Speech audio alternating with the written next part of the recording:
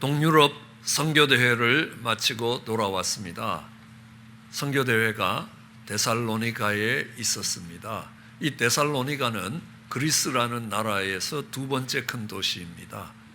바다를 끼고 있는 항구 도시입니다.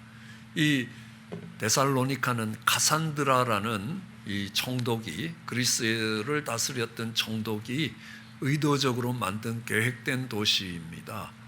그리고 그 도시 이름을 그의 아내였던 데살로니케의 이름을 따서 데살로니가라고 이름을 지었습니다.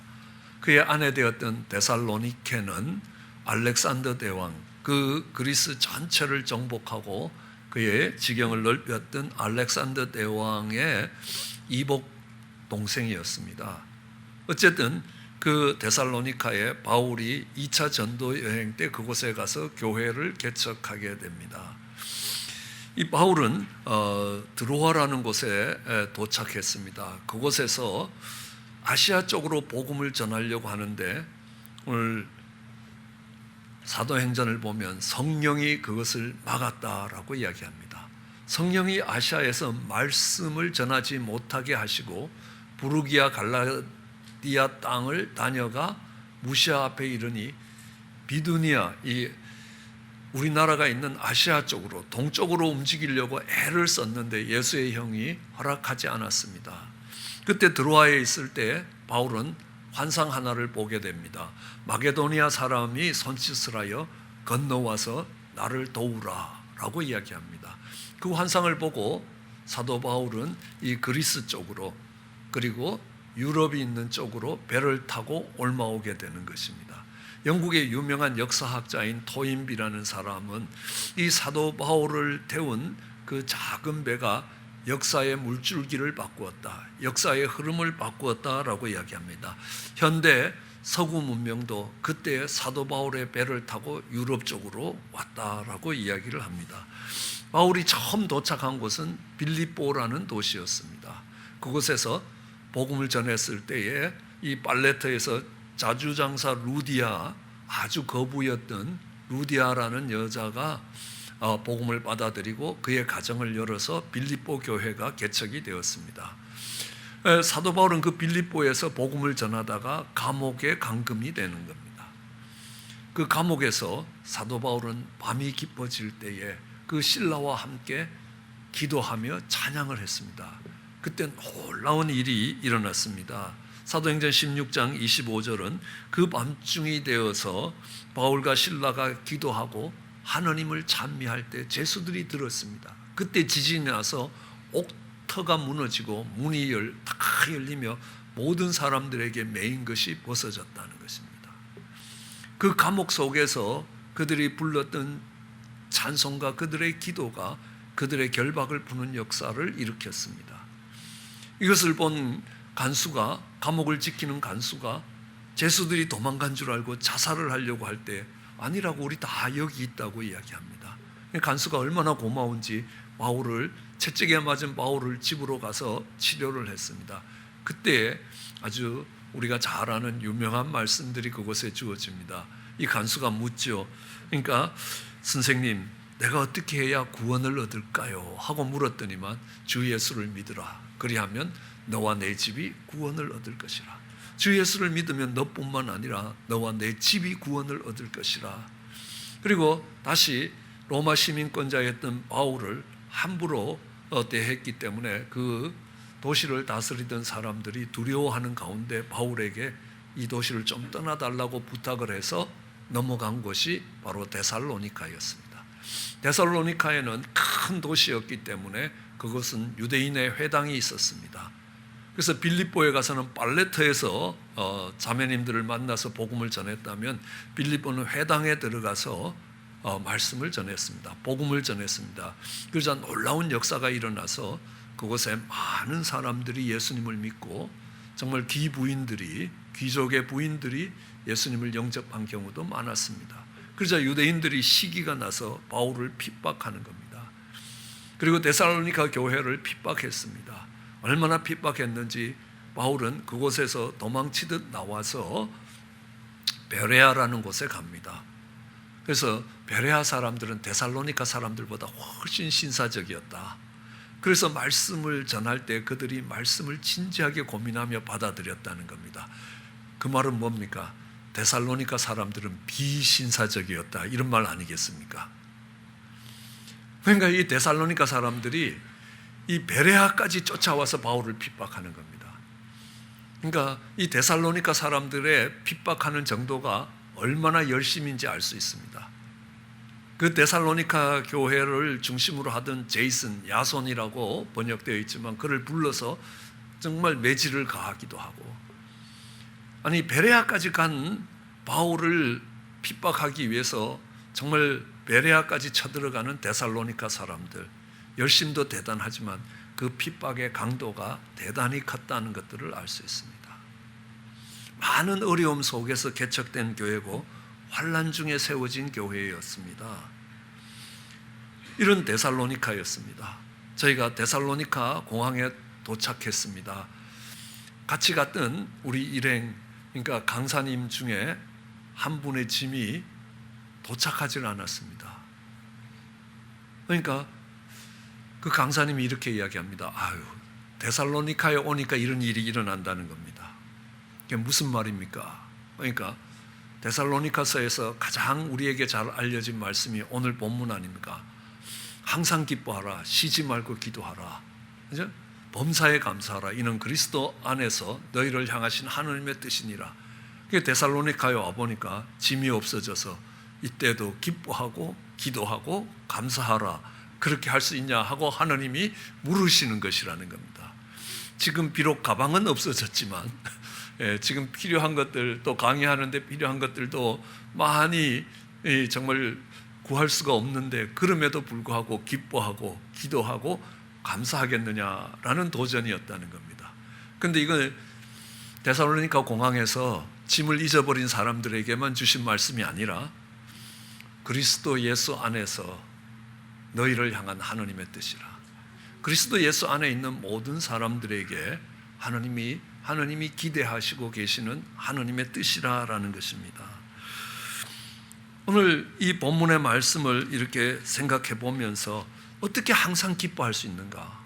아니 가끔 기뻐하는 건 되는데 항상 기뻐한다. 정말 이 말씀을 지키고 살아갈 수 있겠는가 회의가 들 때가 있습니다. 그럼 정말 기뻐하십니까? 항상 기뻐하십니까? 모든 일에 감사하십니까? 암이라는 질병이 찾아왔습니다. 그런데 하나님이 기뻐하라고 이야기하십니다. 그 일에 대하여 감사하라고 이야기합니다. 관계가 나빠졌습니다. 부부관계가 나빠졌습니다. 부모와 자식의 관계가 정말 벌어지기 시작합니다. 그때도 기뻐하라고 이야기하십니다. 그때도 감사하라고 이야기합니다. 불경기가 찾아왔습니다. 어려워집니다. 사업이 어려워집니다. 그런데 하나님이 기뻐하라고 이야기하십니다. 그리고 감사하라고 이야기하십니다. 아니 소중한 것들을 잃어버리는 겁니다. 정말 내가 사랑하는 소중한 배우자가 먼저 하나님께로 불려갔습니다. 소중한 것을 잃어버린 그때에도 기뻐하고 감사할 수 있습니까? 항상 기뻐하고 범사에 감사하라라고 이야기하는 것입니다. 사도 바울이 이렇게 이야기할 수 있는 것은 그 데살로니가에 오기 직전 빌립보에서 그들이 감옥에 갇혔을 때도 하나님 기뻐하며 찬송하고 하나님께 감사했던 겁니다. 그저 그들을 묶고 있던 결박들이 풀어지는 것입니다. 우리는 잘 알고 있습니다. 감사로 드리는 제사가 하나님을 영화롭게 하고 흉악의 결박을 풀어갈 것이라는 겁니다. 그런데 특별히 왜 데살로니가 교인들에게 항상 기뻐하고 쉬지 말고 기도하고 범사에 감사하라라고 이야기합니까? 다른 어떤 도시보다도 데살로니카가 어려운 도시였기 때문에, 다른 어떤 도시보다도 그곳에 사는 사람들이 비신사적이었기 때문에, 엄청난 핍박을 교회에 가하고 있기 때문에 그 데살로니가 교인들에게 한 말씀입니다. 오늘 이 말씀을 하시기 전에 요 데살로니가서 5장 앞부분에 사도 바울은 종말에 대해서 데살로니가 교인들에게 이야기합니다. 오늘 2절에 보면요, 주의 날이 밤에 도적같이 올 것이라는 겁니다. 너희가 여기에 대해서 너무너무 잘 알고 있고 자세하게 알고 있다는 겁니다. 이 말은 사도 바울이 데살로니가 교회에다가 이야기할 때 그 고난과 핍박이 올 때에 그 종말을 바라보면서 그 어려움들을 이겨나가라고 많이 가르쳤다는 것들을 알 수 있습니다. 세상이 편안하다, 안전하다 할 때에 잉태한 여인에게 해산의 고통이 갑자기 들어닥치는 것처럼 하나님의 멸망이 갑자기 밀어닥칠 것이라 라는 겁니다. 그 말세를 바라보면서 신앙생활을 하라고 가르쳤던 겁니다. 그럼 이 말세를 바라보면서 신앙생활하는 것 우리에게 얼마나 중요한지 모릅니다. 이 땅의 삶이 전부가 아니라는 겁니다. 주의 날이 도적같이 이룰 때면 이 땅의 모든 것들을 놓고 떠나야 된다는 사실입니다. 저는 성경 속에서 어떤 책이 제일 중요한 책이냐 하면 두 번도 생각하지 않고 요한계시록이라고 이야기합니다. 왜냐하면 히브리 사람들은 가장 중요한 책을 가장 뒤에 두고 있습니다. 어떤 것들이 배열될 때 가장 중요한 것을 가장 마지막에 놓는 그들의 문학적인 요인을 떠나서도 우리가 살아가면서 광야 같은 인생길을 살아가면서 승리할 수 있는 힘이 어디에 있습니까? 마지막을 바라보고 있을 때라는 겁니다. 마지막에 승리하실 영광스럽게 정말 불려질 우리 주님의 승리를 바라보고 있으면 오늘 눈앞에 어떤 어려움이 있더라도 넉넉히 참고 지나갈 수 있습니다.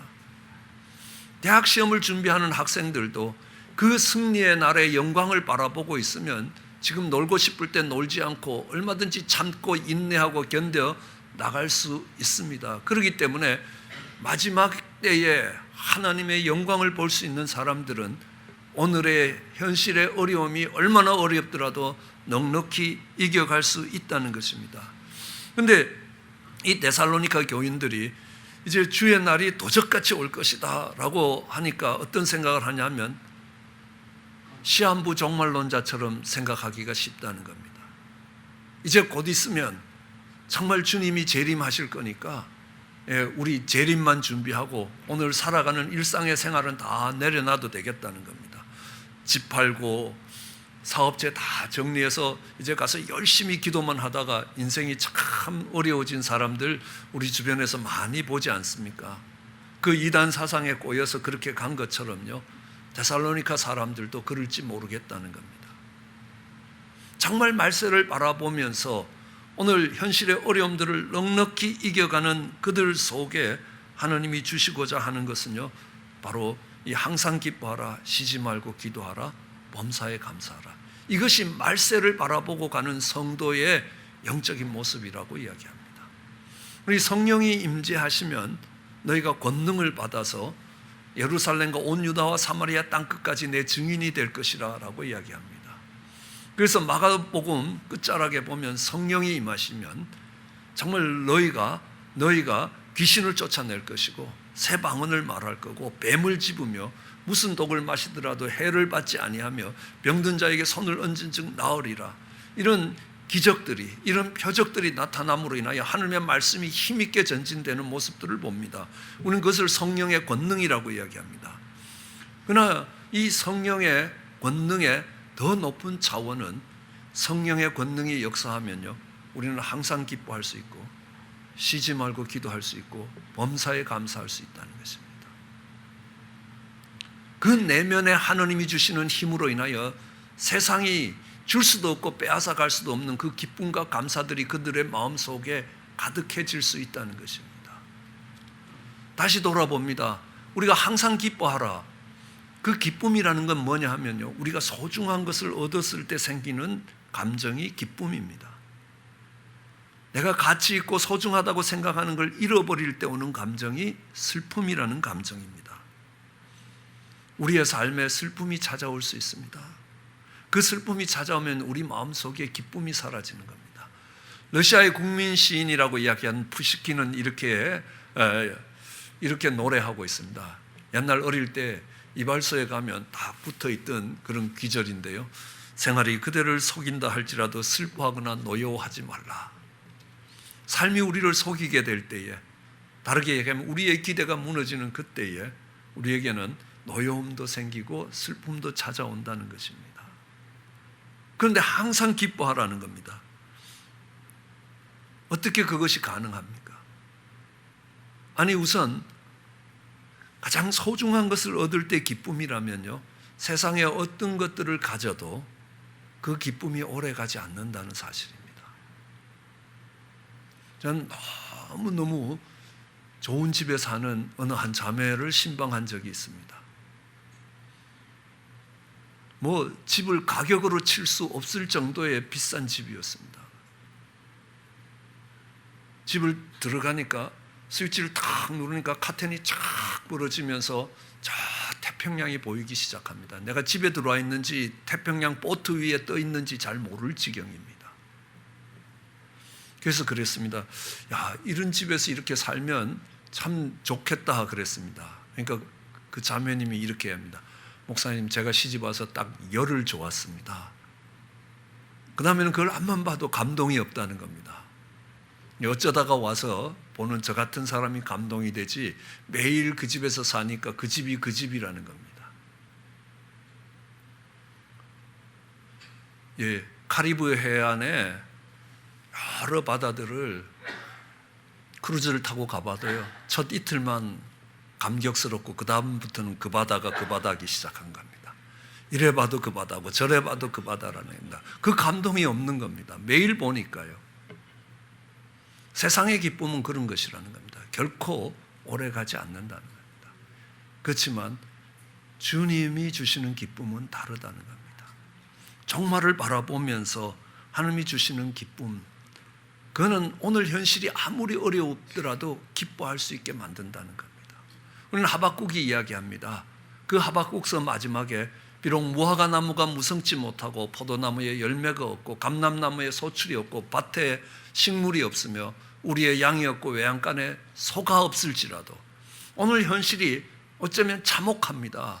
무화과 나무가 무성치 못한 것 참을만 합니다. 포도나무, 포도주 안 먹으면 된다는 겁니다. 근데 감람나무도 없다는 겁니다. 올리브 기름을 가질 수가 없는 겁니다. 아니, 밭에 식물이 없습니다. 그러면 소떼와 양떼라도 잘 자라야 될 거 아닙니까? 그걸로 양식할 텐데 먹을 양식이 없는 절박한 심정입니다. 그때도요, 나는 여호와로 인하여 즐거워하리라. 나는 구원의 하느님으로 인하여 기뻐할 것이라는 겁니다. 왜냐하면 하느님이 나의 힘이시라는 겁니다. 하느님이 나를 높은 곳을 다니게 하실 것이라. 여러분, 하박국이 살았던 시대가 어땠습니까? 이스라엘 공동체 속에 너무 고통스러운 일들이 많았습니다. 그들의 법이 무너졌습니다. 공의가 땅에 떨어졌습니다. 악이 관영하고 정말 온 사회 구석구석이 다 부패했습니다. 힘 있는 사람들은 힘없는 사람들의 것들을 뺏기 시작합니다. 강포하고 포악스럽고 강탈하기 시작합니다. 그럼 어떻게 되겠습니까? 잘 사는 사람은 무지 잘 살게 되고 가난한 사람들은 무지 가난해지게 되는 것입니다. 변론과 분쟁이 일어나고 싸움과 싸움이 그치지 않는, 그것도 하나님의 백성들이라고 믿음의 공동체라고 이야기하는 교회 가운데 그런 모습들이 끊이지 않는 것들을 보니까 정말 소망이 없습니다. 그런데 웬일입니까? 그 이스라엘을 공격하는 바벨론은요, 더 잔인하고 정말 사람을 사람 취급하지 않는 겁니다. 물고기처럼 취급하고 짐승처럼 취급하는, 그들의 발굽 밑에 고통받는 그 이스라엘 백성들을 보니까 하나님이 왜 이러시는지 하나님의 뜻이 깨달아지지 않습니다. 그러나 그 모든 것들을 통하여 합력하여 선을 이루시면서 그 일을 통하여 구원을 이루어 가시는 하나님을 바라보면서 난 여호와로 인하여 즐거워할 것이라. 그 구원의 하나님으로 인하여 기뻐할 수 있다라고 이야기합니다. 오늘 내 눈앞의 현실이 내 기대대로 됐기 때문에 즐거워하고 기뻐하는 게 아니라는 겁니다. 마지막에 승리하시고 이 모든 일이 끝날 때에 영광을 보여주실 그 하나님의 구원을 바라보기 때문에 기뻐할 수 있다라고 이야기합니다. 우리는 욥의 삶을 통해서 확인받을 수 있습니다. 욥의 그 많은 재산이 하루아침에 다 없어졌습니다. 그 자녀들이 한꺼번에 다 죽임을 당합니다. 그의 아내는 하나님을 저주하고 죽으라고 떠나버렸습니다. 몸에는 심한 고통으로 정말 한순간도 편안할 시간이 없습니다. 아침이 되면 밤이 되기를 원하고 밤이 되면 다시 아침이 되기를 기다리는 그런 고통스러운 시간들을 지나갑니다. 그런데 욥기 마지막에 가보면, 욥기 42장 5절에 가보면 욥은 이렇게 고백합니다. 주께 대하여 귀로만 들었는데 이제 내 눈으로 보게 됐다는 겁니다. 욥의 형편이 달라지지 않았습니다. 처참하리만큼 어려운 욥의 형편은 그대로 지속되고 있는 겁니다. 그러나 그 고난 속에서, 그 환난 속에서 욥은 하나님을 만난 겁니다. 그 속에서 하나님을 발견한 겁니다. 다른 사람들이 이야기하던 그 하나님을 귀로 듣기만 했는데 이제 내가 내 눈으로 하나님을 목도하게 됐다는 겁니다. 여러분, 이 고백은 무슨 고백입니까? 기쁨의 고백입니다. 내가 세상에서 정말 내가 가진 재물보다도, 내 자녀들보다도, 내 건강보다도, 내 아내와의 인간관계보다도 더 소중한 하나님을 얻게 됐다는 겁니다. 내가 소중한 것을 얻을 때 오는 것이 기쁨입니다. 잃어버릴 때 오는 게 슬픔이라는 겁니다. 내가 듣기만 하던 하나님을 보게 되었다. 이거는 기쁨의 표현이라는 겁니다. 하나님이 나의 인생길에서 나를 단련하신 후에 나를 정금과 같이 나오게 하실 것이다. 만일 나를 정금과 같이 나오게 하신다면 그 고난 속에서 기뻐할 수 있습니다. 고난 가운데서 얼마든지 기뻐할 수 있다는 겁니다. 우리 중국교회 고난이 어떤 열매를 맺었는지 알 수 있습니다. 초대교회 고난이 어떤 열매를 맺었는지 알 수 있습니다. 그렇기 때문에 고난 속에서도 기뻐할 수 있습니다. 고난 속에서 기뻐할 수 있으면 항상 기뻐할 수 있습니다. 그런데 누군가가 찾아와서 묻습니다. 고 목사님, 목사님은 항상 기뻐하시나요? 하나님께서 동유럽 선교대회도 참석하게 하시고 많은 선교사님들과 믿음의 교제도 하고 말씀을 전하게 하시기도 하고 늘 말씀을 보면서 하나님과 동행하니까 항상 기쁘시겠죠? 그런데 얼마나 기쁩니까? 그럼 전 이렇게 이야기합니다. 남의 인생이라고 함부로 이야기하는 거 아니라는 겁니다. 누가 그런 이야기를 하느냐는 겁니다. 목사도 마음의 우울이 찾아오고 살고 싶지 않을 때도 있다는 것입니다. 어느 누구에게도 마찬가지일 겁니다. 왜냐하면요, 가장 위대한 믿음의 사람이라고 우리가 본받고 싶어 하던 사도 바울도 그랬던 것들을 기억합니다. 고린도후서에 보면요, 형제들아, 내가 아시아에서 어마어마한 환난을 당했다는 겁니다. 너희가 내가 어떤 환난을 당했는지 좀 알았으면 좋겠다. 너희가 알지 못하기를 원치 아니한다. 좀 쉽게 이야기하면 그냥 좀 알아줬으면 좋겠다. 내가 견딜 힘이 지나도록 도저히 견디지 못할 지경까지 심한 고생을 받아 살 소망이 없었다. 죽고 싶었다는 겁니다. 내가 여기서 포기하는 것 정도가 아니라 나 여기서 죽었으면 좋겠다. 이런 데까지 몰려갔다는 겁니다. 내 마음에 사형 선고를 받은 줄 알았다는 겁니다. 그런데 그렇게 하신 하나님의 뜻을 안다는 겁니다. 왜요? 자신을 의뢰하지 않고 죽은 자를 다시 살리시는 하나님을 의뢰하게 하시기 위해서라는 겁니다. 그 하나님의 뜻이 깨달아지긴 하지만요, 그 과정 속에 살고 싶지 않을 때가 있었다는 겁니다. 사도 바울이 그랬는데 그렇다면 누군들 안 그러겠냐는 겁니다. 우리 속에 그 기쁨이 사라지지 않는 건 아니라는 겁니다. 우울이 찾아오고 슬픔이 찾아올 수 있다는 겁니다. 사도 바울도 찾아오는데요, 그런데 그때 하나님이 회복시켜 주셔야 하는 겁니다. 하나님이 고쳐주셔야 하는 겁니다. 보혈로 덮어주시고 성령의 권능으로 함께 하심으로 인하여 우리는 소망 없는 우울에서 벗어날 수 있고 그 슬픔이 기쁨으로 바뀐다는 겁니다. 제 대신에 화관을 쓸 수 있다는 겁니다. 하나님 그 슬픔을 기쁨으로 바꿔주신다는 것입니다. 그냥은 안 된다는 겁니다. 기도해야 된다는 겁니다. 기도 없이 내가 기뻐할 수 있느냐? 안 된다는 겁니다. 기쁨이 그냥 찾아오는 거 아닙니다. 기도할 때 온다고 이야기합니다. 우리가 사랑하는 빌립보서 말씀도 그렇습니다. 주 안에서 항상 기뻐하라. 내가 또 말하는데 기뻐해라. 그래서 너희의 관용을 모든 사람이 알게 하라. 주께서 가까우니라. 아무것도 염려하지 말고 모든 일에 기도와 간구로 너희 구할 것을 감사함으로 하나님께 아뢰라.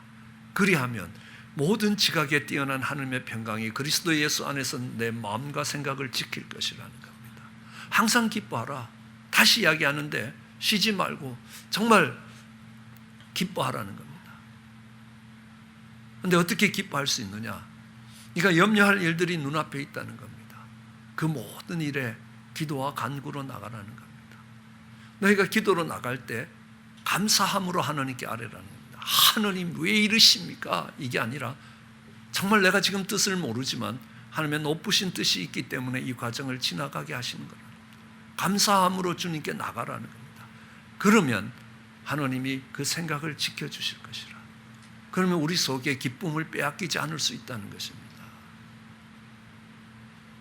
기쁨을 잃어버릴 수 있는 그 상황에서 기도와 간구로 그리고 너희 구할 것을 감사함으로 나가라는 겁니다. 그러면 하나님이 지켜주실 것이라는 겁니다. 우리는 다니엘의 삶을 봐도 그렇습니다. 다니엘의 삶이 얼마나 어렵습니까? 어쩌면 이스라엘의 왕이 될 수 있는 그 자리에서 나라가 망했습니다. 그리고 포로가 되어서 이웃나라에 잡혀갔습니다. 그리고 바벨론 왕을 측근해서 섬기기 위해서 환관이 됐습니다. 더 이상 가정을 가질 수 있는 소망이 없습니다. 정상적인 사람으로 살 수 있는 가능성이 없는 그런 처지에 몰려갔습니다. 그런데요, 이 다니엘은 뜻을 세우는 겁니다.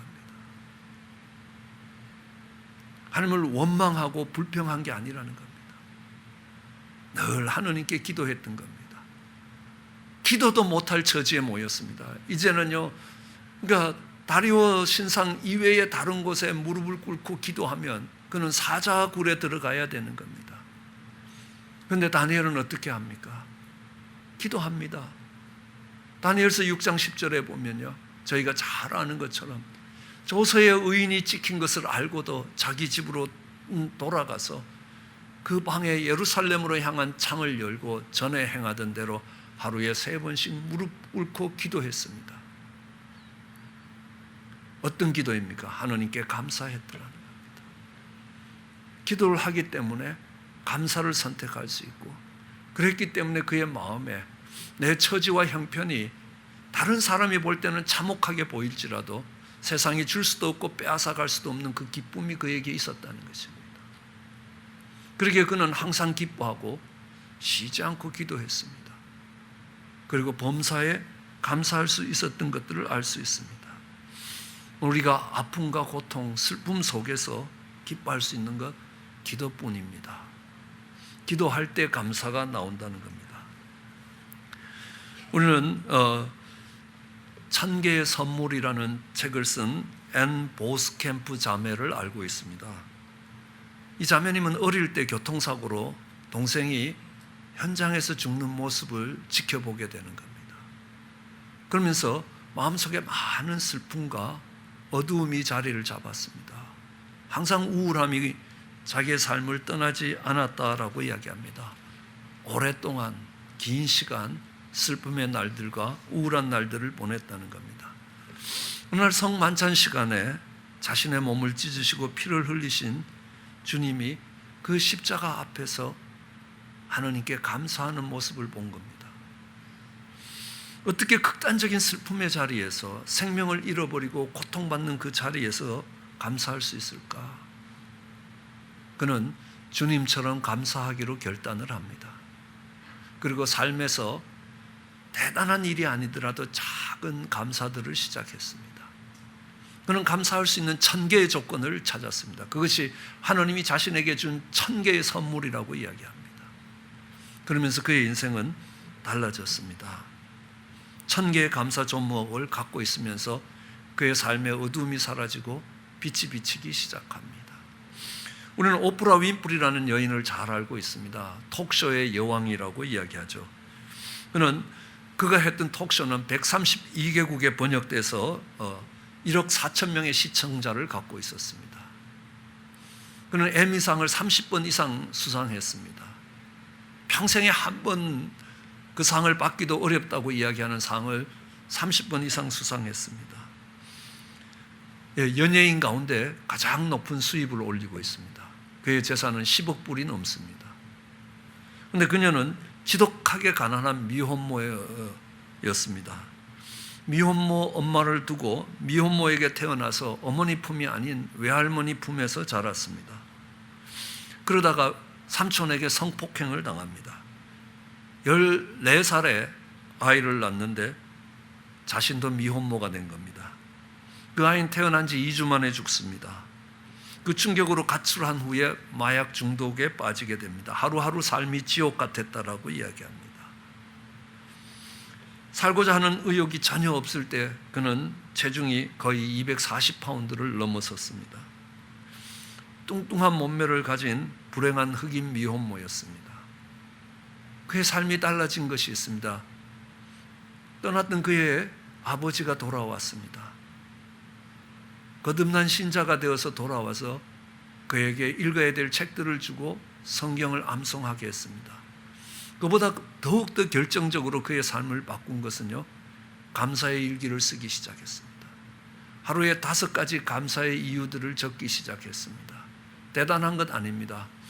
오늘 아침에 정말 눈을 떴더니만 밝은 햇살이 창가로 들어왔다는 겁니다. 오늘 점심때 스파게티를 먹었는데 너무너무 맛있다는 겁니다. 맛있는 스파게티를 해주신 분에게 감사하다는 겁니다. 오늘 책을 읽었는데 이런 깨달음을 얻었다. 그래서 그 책을 써주신 분이 너무너무 고맙다는 겁니다. 아주 평범해 보이는 1000개의 선물과 같은 우리의 삶의 일상에서 늘 얻을 수 있는 작은 감사들입니다. 그것이 그의 삶을 바꾸었습니다. 그는 평범해 보이는 소재를 가지고 톡쇼를 인도하는데 많은 사람들의 마음에 공감할 수 있는 이유가 그 감사의 일기에서 나왔던 것입니다. 그는 이렇게 이야기합니다. 감사의 일기를 쓰면서 인생에 정말 소중한 것이 무엇인지를 알게 됐다는 겁니다. 삶의 초점을 어디에 두고 살아야 되는지를 배우게 됐다는 겁니다. 그 감사의 습관이 삶의 활력소였고 힘의 원천이 되었다는 겁니다. 사소한 일에 감사할 줄 아는 사람들만이 삶의 소중함을 깨닫는다라고 이야기합니다. 예수님도 그렇습니다. 먹을 것이 없을 때 우리 주님은 감사하십니다. 5,000명이 앉아서 배고파하고 있는데요, 가진 거라고는 보리떡 5개에 물고기 2마리 뿐입니다. 주님이 그걸 들고 하나님께 감사합니다. 축사하시는 겁니다. 축복하며 감사하는 겁니다. 그랬더니만요, 5,000명이 먹고도 남을 기적이 일어나는 겁니다. 그의 가장 친했던 친구 나사로가 죽었을 때에 주님은 다시 감사합니다. 그랬더니 죽은 나사로가 살아나오는 것들을 봅니다. 자신의 십자가의 죽음 앞에서 하나님께 감사하는 예수님의 모습을 발견할 수 있습니다. 그러면서 감사의 능력이 어떤 것인지를 깨닫게 되는 겁니다. 한국교회의 지도적인 역할을 감당하시고 세계적으로 믿음을 이끌어가는 귀한 목사님이 자신은 매번 설교할 때에 하나님께 감사의 편지를 보내놓고 설교단상에 올라왔다는 겁니다. 본인이 설교할 때쯤 되면 그 편지가 하나님께 배달됐을 거라는 겁니다. 그래서 하나님이 오늘에까지 정말 그를 축복하시고 인도하시고 영적인 지도력을 키워주셨다라고 이야기합니다. 성경은 우리에게 이야기합니다. 그리스도인에게는 2 종류의 그리스도인이 있다고 이야기합니다. 고린도전서 3장 1절에 보면 형제들아 내가 신령한 자를 대함같이 너희에게 말할 수 없어서 육신에 속한 자 곧 그리스도 안에서 어린아이같이 대한다는 겁니다. 신령한 자들이 있습니다. 신령하지 못한 사람들이 있습니다. 육에 속한 그리스도인입니다. 다르게 하면 그리스도 안에서 어린아이 같다는 겁니다. 그럼 어린아이는 어떤 아이들입니까? 자기가 원하는 걸 얻으면 기뻐합니다. 자기가 갖고 싶은 걸 가지면 감사합니다. 그런데 원치 않는 일이 일어나면, 자기의 기대대로 안 되면 짜증 부리고 울고 원망하고 불평하게 되는 겁니다. 그것은요, 영적으로 어린아이라고 이야기합니다. 비록 그리스도 안에 있지만 어린아이 같다는 겁니다. 그러나 신령한 사람은 성령의 충만함을 입은 영성이 있는 그리스도인들은요, 항상 기뻐하는 것입니다. 기쁨이 무너질 때마다 쉬지 않고 기도하는 겁니다. 감사하며 정말 하나님께 아뢰입니다. 기도와 간구로 아뢰입니다. 그럼 하나님이 마음을 지켜주셔서 그 기쁨을 빼앗기지 않게 하실 것입니다. 그랬을 때 그는 성령 충만한 영성이 있는 그리스도인이라는 겁니다. 그런 모습으로 살아갈 때에 세상은 우리의 삶 가운데서 하나님의 살아계심을 보게 될 것입니다. 핍박받았던 데살로니가 교회에 주셨던 말씀처럼요, 광야 같은 인생길을 살아가는 동안 쉽지 않는 인생길입니다. 그렇지만 말씀하십니다. 항상 기뻐하라고, 쉬지 말고 기도하라고, 그리고 범사에 감사하라고. 그리스도 안에 있는 너희를 향한 하나님의 뜻이라는 겁니다. 그 하나님의 뜻을 아름답게 이루어가는 저와 여러분 되시기를 주의 이름으로 축원합니다. 기도하시겠습니다.